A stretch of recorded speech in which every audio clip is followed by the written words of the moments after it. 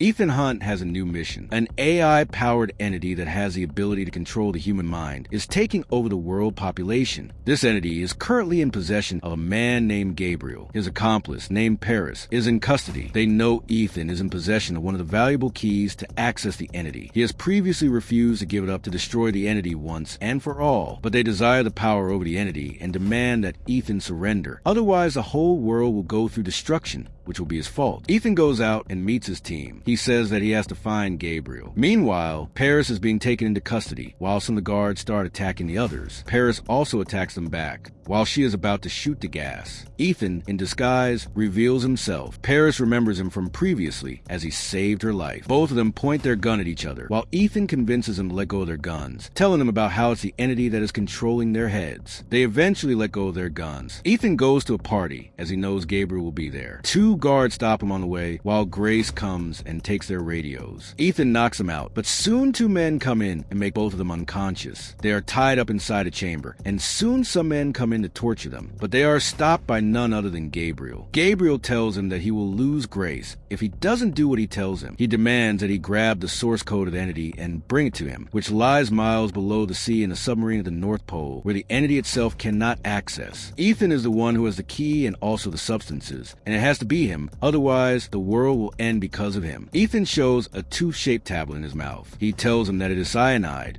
and if he doesn't let Grace go, he will chew it. As he doesn't comply, Ethan chews it. Everyone jumps to his rescue, and as they have now released him from his cuffs, he attacks them. He guards Grace as she lets go of her cuffs, and the guards cannot shoot him. Together, they fight the enemies as Gabriel has already left. Ethan brutally ends the guards, and together they escape. They try to chase down Gabriel with the rest of the team, but end up with a concrete object in between cells. It is a machine to communicate with the entity. Ethan gets in it, and with numerous shock, the entity tells him to give in, otherwise the world will be destroyed in 4 days. He also gets a vision that Luther is trapped and remembers the drive he gave him that can take an entity. Ethan gets out and demands that his team visit the North Pole. He commands Benji to act as a team leader and take an analog jet where there is no transmitter. Ethan runs out to save Luther, who wakes up in his bed, finding his nurse dead. He finds a huge explosive in the next room, and Gabriel locks him in. Luther sees that it is a bomb, and time is almost out. Ethan reaches there and finds him. Luther tells him this bomb has the ability to blast an entire city, but he may be able to take down a few detonators in time and help reduce its intensity. However, the cave will be destroyed anyway. He convinces Ethan to leave, and getting past a heartbreak, Ethan runs as the cave blows away. Outside, Ethan is captured by the government agency, and they take over his key. He is taken on a flight, and he remembers a man who captured him, named Briggs, whose father died serving. Ethan tries to make amends with him, but he says that it is only because he doesn't follow orders that they are here. He is taken into the facility, where he is met by Madam President. She demands what he is up to now. Ethan tells her that he needs a key to access the entity in the North Pole submarine and destroy it entirely, and to do so, he needs to access a highly expensive aircraft. The others laugh at him, but he tells the president that they have no other choice, either killing it or getting killed. If they don't reach it first, Gabriel will, and they only have 72 hours. While everyone else thinks that the idea of killing the entity is terrible, an alarm starts beeping and the system goes offline. Now the president leads him out to lock up. In reality, she releases him. Ethan is taken to a helicopter and then taken to Admiral Neely in the Pacific, who will let him access the aircraft he needs. Meanwhile, Benji and the others are planning their mission. Ethan will dive into the sea, destroy the submarine, and while getting out, he may certainly pass out, and then Benji's team will make a hole in the ice to rescue him. Benji informs them that they will have to be at the exact place, at the exact same time with the decompressor. They all embark on their journey. In the agency, the president is surrounded by her officials, who are shocked that she let Ethan go, but the president holds to her views, defending herself. Benji and his team reach the North Pole, and in finding the listening station to inform Ethan about their whereabouts, they reach a home where they are met with the station's chief, Bill, who lives there with his wife Tapes. He has been living there for 30 years and is aware of the entity. He says that he would like to help, but they are already taken over by Gabriel's soldiers. In the meantime, Ethan's aircraft is targeted by enemy jets. They try to communicate that it is international airspace, but Ethan runs out and jumps off the flight. He is saved by a group of soldiers in a Navy submarine, whose head is a man named Captain Bledsoe. He explains the situation to him, and Bledsoe tells him that the submarine he is looking for is in the Russian zone, which would be deadly. He asks for Bledsoe's help, who happily agrees. The Russian soldiers are also there for the coordinates of the entity. Grace approaches their leader and requests him to think as humans and realize the outcome of the mission they are on, but the soldier doesn't listen and leaves, telling her that they have 1 hour. hour. Ethan is offered numerous pressure suits and warned about the deadly situation he will face under the sea. By now, Ethan should get a signal from his team, but since they are trapped by the Russian soldiers, he still hasn't. Benji and Donlo are trying to retrieve the coordinates, where Donlo secretly tells him that accessing the coordinates is impossible since it has all been removed a long time ago. He destroyed them himself, and he knows where the submarine is and tells it to Benji. They plot a tactic. Grace goes out with Donlo's wife to check on the dogs who are barking, and then along with them goes a soldier as well. In the meantime, while Ethan is preparing for his dive, someone in the boat attacks him with a knife. He somehow saves himself and starts a fight while in the dog shelter. Grace and Donlo's wife attack the soldier, and hearing gunshots, a fight breaks out inside the house as well. Paris takes out most of them while Degas also gets into the fight. In the fight, the house is set on fire while Donlo gives out the signal somehow. Ethan manages to beat his enemy as the others fight off the soldiers as well. Grace and Tapes, with the snow cart, embark on their journey to the location of the submarine. Ethan gets ready wearing the compressor suit and gets into the water. He reaches the submarine and manages to find a way in. He gets inside and it's all dark there. He finds a lot of dead bodies there. He reaches the core of it